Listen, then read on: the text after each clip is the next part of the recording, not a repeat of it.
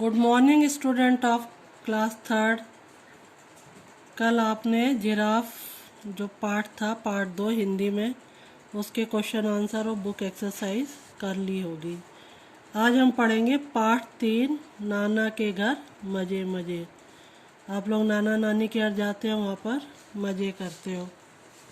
Okay, इसमें कुछ pictures दी हुई हैं। परिवार के सदस्य आप कहाँ कहाँ गए हैं, चित्रों को ध्यान से देखकर सही का चिन्ह लगाइए। इस बार तो लॉकडाउन है तो आप लोग कहीं भी नहीं गए होंगे। और ये चिड़ियाघर का है, ये गार्डन का है, बैडमिंटन खेल रहे हैं, ये स्टेशन का है, और ये आप जो है शॉप पे जाके फ्रॉक वगैरह परचेज कर रहे हैं। इसमें काव्या नाम की बच्ची है, वो अपने दोस्तों को अपने नाना के घर के बारे में बता रही है। पिछली छुट्टियों में काव्या नाना जी के गांव घूमने गई थी।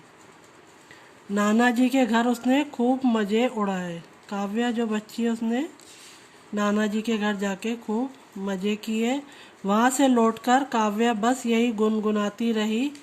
वहाँ से जब काव्या लौट के अपने घर आई तो उसने क्या कहा, नाना के घर मज़े मज़े, नाना के घर मज़े मज़े।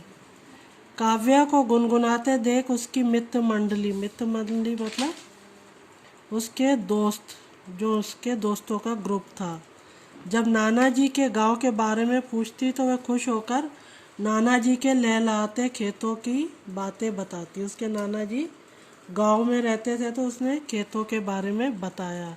फलों से लदी आम की झूमती डालियाँ, कू कू करती कोयल की मीठी बोली। आम के पेड़ों पर कोयल क्या करती हैं, कूकू करती है। तेज हवा में फरफर करते केले के पेड़ों पर बैठे अनार के दाने खाते तोते के बारे में बताती।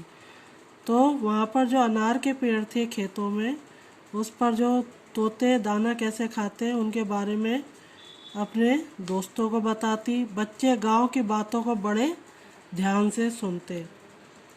बच्चों को काव्या ने बताया कि मूंगफलियां पौधे पर ऊपर नहीं उसकी जड़ों में लगती है।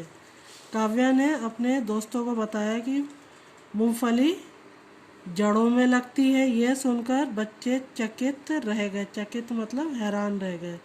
बच्चों को काव्या से ही पता चला कि बैलों में लगे बड़े बड़े कद्दू खेत में पड़े रहते हैं। कद्दू मीन्स पम्पकिन, काशी फल, वो बेलों पर लगते हैं। रचिता बोली, उसकी फ्रेंड बोली, क्या तुमने गाय को दूध देते हुए देखा है? काव्या ने चहकते हुए बताया, हाँ, नाना जी के पास एक गाय थी, उसका नाम कपिला है। नाना जी बाल्टी में उसका दूध धोते हैं, मतलब दूध निकालते हैं। थनों से गाय के दूध की धार निकलते देख बहुत मज़ा आता था। काव्या ने आगे बताया कि नानी जी दूध से दही, मक्खन और स्वादिष्ट लड्डू बनाती है। कपिला गाय का दूध पीने में बहुत स्वादिष्ट लगता है। उसका दूध सा सफ़ेद बछड़ा दिन भर उछल कूद करता रहता है। तो उनकी जो गाय थी नाना जी की, उसका एक सफ़ेद बछड़ा भी था। काव्या की बातें सुनकर बच्चों का मन भी गांव देखने को करता। उन्होंने काव्या ने उनसे वादा किया कि वे अगली बार सबको नाना जी के घर घुमाने ले जाएगी। एक दिन शाम को जब पापा ऑफिस से घर आए, तो काव्या के पापा जब ऑफिस से घर आए तो काव्या ने उनसे कहा कि उसके दोस्तों को नाना जी का गांव दिखा दे। तो उसके पापा ने भी हामी भर दी। पापा के हाँ कहने पर काव्या उछल पड़ी और भागी भागी दोस्तों के घर गई। काव्या अपने फ्रेंड्स के पास गई और उनको दोस्तों से कहा कि नाना जी के गांव चलने की तैयारी करने के लिए कहा। काव्या के पापा साथ जा रहे थे, इसलिए बच्चों के मम्मी पापा ने उन्हें काव्या के साथ जाने की अनुमति दे दी।